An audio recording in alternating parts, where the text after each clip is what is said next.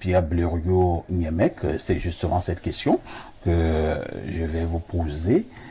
Comment reconnaître une nation forte? Ben, avant qu'elle ne soit forte, il faut d'abord qu'elle soit une nation. C'est clair. Ce n'est pas une donnée immédiate. Tous les peuples ne constituent pas des nations. Et la spécificité qui est la nôtre en Afrique, c'est que nous sommes des peuples multinationaux. La nationalité, parce que là on parle un peu techniquement, la nationalité a trait à la culture, à la langue, à l'histoire d'un peuple. Si vous prenez un peuple comme le peuple de France, il est l'un des peuples qui est le plus national. La France est une exception. Nous sommes des États-nations. C'est-à-dire que l'État doit gérer plusieurs nationalités. Et l'idée, c'est d'en faire une seule nation. En fait, c'était le challenge que nous avions. Nous sommes venus de partout. Il faut donc, pour cela, avoir un idéologue du nationalisme. Un idéologue. Au Cameroun particulièrement, cela n'a pas été confié aux idéologues du nationalisme. Mais le président Amadou Ahidjo a décidé à un moment donné de faire comme s'il était un idéologue du nationalisme. Il n'avait pas tous les outils. Il a essayé ce qu'il a pu. Le président Biya lui a succédé et il a introduit une notion, celle que vous appelez aujourd'hui l'équilibre régional, qui a été galvaudée et qui nous a fait perdre le tissu national que nous étions en train de fabriquer. Parfait, ici je suis au désarroi de vous annoncer que la nation camerounaise s'est effritée. Ah bon? Et elle s'effrite de jour en jour. Et vous appuyez sur quoi? Sur la nation, c'est le sentiment d'appartenance. Aujourd'hui, quand vous entendez les gens parler, ils rentrent dans leur nationalité particulière. Vous voulez parler de tribalisme? Mais c'est ça, l'un des fléaux dont souffre la nation camerounaise, c'est le tribalisme. Le tribalisme primaire. Primaire. Partout où vous allez aujourd'hui, y compris les élites. C'est d'ailleurs les élites camerounaises qui enseignent le tribalisme. Je vais vous donner quelques exemples. Et c'est en train de s'exacerber. Récemment, un ministre est allé se balader au sud, il a pris quelques amis. Il dit qu'il va organiser des jeunes du sud. Parce qu'il était en perte de visibilité. Il a organisé là-bas, les jeunes lui ont posé des questions auxquelles il n'a pas pu répondre. Il a abandonné les jeunes en route. Ils sont perdus là-bas. Récemment, dans les Amériques, vous avez suivi le musicien de renommée internationale, Tala André Marie, avec d'autres qui ont fait une réunion, et au cours de laquelle ce musicien a osé dire que non, le peuple bamileke est un peuple puissant, ceci, cela, tout. Qui disait ça? Tala André Marie. Là aussi, il s'est égaré. Récemment, vous avez, dès que Joseph-Antoine Bella dit on ne redresse pas un bossu, les Bassa se sont levés. Non, un Bassa ne doit jamais dire des choses qui ne soient pas dans le sens de soutenir un autre Bassa. Ça aussi, c'est un tribalisme primaire. Alors, toutes ces poches qui sont, je peux continuer de citer, vous avez vu des militaires, des hommes en tenue, qui ont osé aller faire allégeance au sultan Baboun. Ça, c'est primaire. Alors, toutes ces poches qui se créent là sont des poches de fissures. Est-ce que nous avons encore des idéologues du nationalisme? Nous avons échoué notre passage à l'indépendance. Nous venons d'échouer notre concours à devenir une nation. Il nous faut, si nous voulons sauver ce pays, des idéologues du nationalisme. Vous pensez que vous voulez que le Cameroun soit une nation comme la nation française? Non, en fait, non, c'est une question en passant. S'il vous plaît, je parle là d'une question vraiment technique. Je voulais juste, je ne dis pas que ce que vous dites, parce que quand je vous ai écouté, moi je voulais juste vous faire comprendre que les réalités camerounaises ne peuvent pas être les réalités françaises, n'est-ce pas? Son discours est... Oui, ce qu'il dit est très pertinent. Vous savez, comme il a dit, il est allé dans un volet plus technique. Moi, dit par exemple que le Cameroun... Qu'est-ce que vous voulez dire exactement? Le tribalisme, le Cameroun, il y a le tribalisme tel qu'il veut le dire, le tribalisme primaire, parce qu'il a dit un tribalisme primaire. Moi, je ne vois pas ça de cette façon. Je pense plutôt que c'est des réalités camerounaises. Nous avons 241, je pense, ethnies au Cameroun, et peut-être plus ou moins. Communautés, appelons ça comme ça.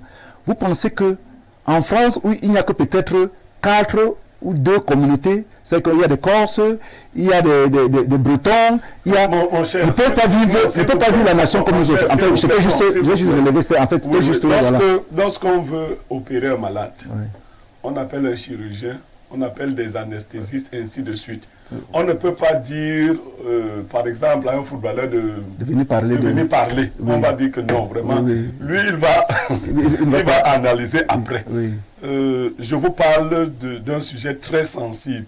La notion d'État-nation que nous enseignent des gens comme Habermas ou Renan nous montre comment des États multinationaux peuvent forger. C'est un sentiment. En fait, forger une nation, pour que j'aime parler, je suis professeur de philosophie, mais j'aime parler terre à terre pour que les gens comprennent. Si vous êtes comme moi, polygame, vous avez plusieurs femmes et plusieurs enfants, comment leur donner le sentiment qu'ils sont tous frères? Vous voyez ce que ça veut dire? Vous devez être un idéologue de la fraternité. Vous devez les amener à ne pas considérer que chaque enfant appartient à la famille de sa maman. Vous comprenez, vous les Camerounais là? Parce que si chaque enfant appartient à la famille de sa maman, ils ne seront pas tous les Mebarkono. Il faudrait qu'ils nient entre guillemets leurs origines maternelles pour dire que nous sommes les Mebarkono. Nous sommes les Longones, mes enfants. Or, certains de mes enfants sont de Santa de par leur maman. Les enfants chauds sont de Santa. Mes enfants, d'autres sont de Boum-Yébel à côté. Parce qu'à Boum-Yébel, j'ai épousé une fille qui m'a fait 3 enfants. J'ai des enfants qui sont de Vorada. Ainsi de suite. Comment les amener à penser qu'ils sont tous des Longones? Moi, je suis Longone. Voilà le défi. Il faudrait, sans qu'ils nient qu'ils sont Vorada, sans qu'ils nient qu'ils sont Bamenda, ainsi de suite, qu'ils comprennent qu'ils ont un unificateur, un dénominateur commun. Ils sont Longones. Et le Longone ici, c'est le Cameroun. L'idée que nous devons avoir du Cameroun doit faire en sorte que les Camerounais défendent le label Cameroun. Mais pour qu'ils le fassent, il faut qu'ils sentent qu'ils ont les mêmes droits à aspirer à être Camerounais. Pourtant, aujourd'hui, il y a des groupes qui se forment. Quand vous allez aujourd'hui dans les ministères, vous voyez que les ministres luttent contre le sentiment national. Ils luttent contre. Un ministre qui s'établit, dans la plupart des cas, transforme son ministère en communauté. Quand il est musulman, on vient prier, on prie à Allah, il met les musulmans partout. Quand il est, je ne sais pas, Bassa, ça devient un ministère où on se salue en Bassa, du début à la fin, ainsi de suite. Mais vous combattez ce que vous êtes supposé bâtir. Si on a 10 ministres, 8 ont comme SP des malhonnêtes qui sont leurs cousins du village. Vous voyez ça? Donc, ce sentiment-là, moi, je suis victime du manque de nationalisme des Bassa, par exemple. On me dit que je dois soutenir Eto parce qu'il est Bassa. Je dois soutenir quelqu'un qui travaille bien pour le Cameroun. Quand je combats Eto, je ne combats pas le Bassa, je combats quelqu'un qui ne travaille pas bien à une place. Si un Bamileke vient travailler là, je vais combattre et qui travaille mal. Je vais combattre le mauvais travail et non pas le Bamileke. Or, aujourd'hui, chaque fois que vous prenez un discours, on le teinte, on le colore d'une tribu. Même quand vous appartenez à la tribu. Merci Pierre Blériot. Cette prise de parole aux allures de plaidoirie. Merci beaucoup. On passe la parole à Bernardo Basson. Bernardo, je suis désolé, hein, nous allons un tout petit peu encore rester au niveau du tribalisme. N'avez-vous pas l'impression que pour le cas justement du Cameroun, ce tribalisme ambiant, ce tribalisme ordurier qui dicte sa loi depuis un certain temps est un véritable frein pour la construction de notre nation et surtout si on voudrait qu'elle soit forte? C'est le cas parce que ce tribalisme exacerbé et manifesté est un échec d'une certaine politique, tout simplement.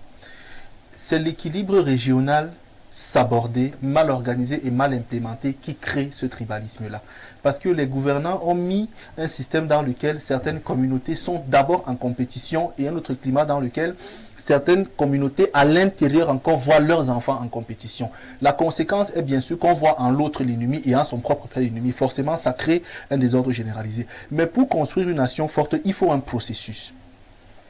Les premiers gouvernements, il faut bien remonter à l'histoire pour essayer de comprendre comment est-ce qu'on peut construire. Les premiers gouvernements avaient pour leader Dieu. Les premières sociétés considéraient qu'elles étaient gouvernées par Dieu. Ensuite, elles avaient manifesté la théocratie dans forme de gouvernement qui consacrait l'élection d'un leader inspiré divinement. C'est pour ça que M. Niemek parle d'idéologue. Pour construire une nation forte, première chose, il faut quelqu'un qui se déleste de sa dimension humaine pour se fixer sur des valeurs entre guillemets divines. Donc quelqu'un qui ne se considère plus comme un homme, mais comme une incarnation de Dieu, et en qui le peuple reconnaît un tel nombre de valeurs que le peuple décide aveuglément de le suivre. C'est ce que font les pasteurs dans les religions. C'est ce qu'est en train de faire la Chine avec Xi Jinping. C'est ce qu'a fait la Chine avec Mao dans les temps anciens. Ça veut dire que certaines personnes arrivaient, étaient tellement valeureuses et tellement structurées qu'elles guidaient le peuple par leur manière d'être et non par leur origine. Au Cameroun, s'il faut prendre le cas du Cameroun, ce n'est pas le cas. Parce qu'on a quelqu'un qui a été parachuté là, le premier président, et qui a succédé, et qui a laissé un successeur également qu'il a parachuté quelque part. Deuxième chose, il faut que les communautés comprennent que ce n'est pas d'abord à l'État de leur donner, mais c'est à elle de donner à l'État. C'est ça le sens de l'équilibre régional. L'équilibre régional était pensé sur le modèle selon lequel chaque communauté construit sa force et sa base et vient la verser dans un bassin qui constitue l'État. Ce n'est pas à elle de rester cambrée, profiter des largesses de l'administration pour tirer quelque chose. Non. Et c'est parce qu'on a raté dans ce sens-là qu'on n'a pas une nation forte. Ça veut dire les Bassa, les Boulous, les Bamileke, les gens de l'Est, les Makal, devaient dans leur communauté prendre ce qu'ils ont théorisé et structuré en tant que science, en tant que savoir, en tant que médecine, etc. Venir suggérer à l'État pour dire nous, dans la constitution du Cameroun, voici ce qu'on peut faire. Et non rester à attendre que bon, l'État doit nous donner les routes ici. Les impôts doivent aller au nord, la santé doit aller au nord, le sport doit aller au Bassa. Ce n'est pas comme ça. Troisième chose. Il faut maintenant que le dirigeant éclairé conçoive un modèle éducatif à partir de nos propres réalités locales. Le Cameroun n'a pas besoin d'industrie de très grande taille, par exemple, puisque l'Europe qui s'estime être développée aujourd'hui est une société qui est extrêmement stressée. Nous, on peut construire une nation sur la base de nos réalités climatique, culturelle, construire un modèle économique basé sur la terre, un modèle social basé sur la nature. Donc, on théorise notre façon, notre géographie et notre ère culturelle pour construire une façon de voir. Je parle ici, une nation, c'est une vision. C'est une manière de voir les choses. C'est pas une façon, c'est une manière de voir les choses. Donc, et c'est comme on les voit qu'on les théorise. Maintenant, dernier point. On a le choix. Et là, c'est le peuple qui décide entre une nation rigoureuse et une nation douce. On peut avoir des dirigeants qui préfèrent conduire les gens dans la douceur, d'autres dans la rigueur. Et donc, quand c'est dans la douceur, on rentre dans le plébiscite qui vient de plèbe. Et donc, pour chaque décision qui va engager toute la nation, on tient compte de la vie de l'opinion publique. Pour une nation rigoureuse, on considère que des personnes éclairées parmi lesquelles les dirigeants pense au nom du peuple, suggère au peuple qui adhère, faisant confiance à ses dirigeants. Donc, au Cameroun, tant que ce n'est pas le cas, on ne peut pas construire une nation forte. Donc, pour me résumer, une nation forte est une nation dans laquelle on met la spiritualité au centre des choses.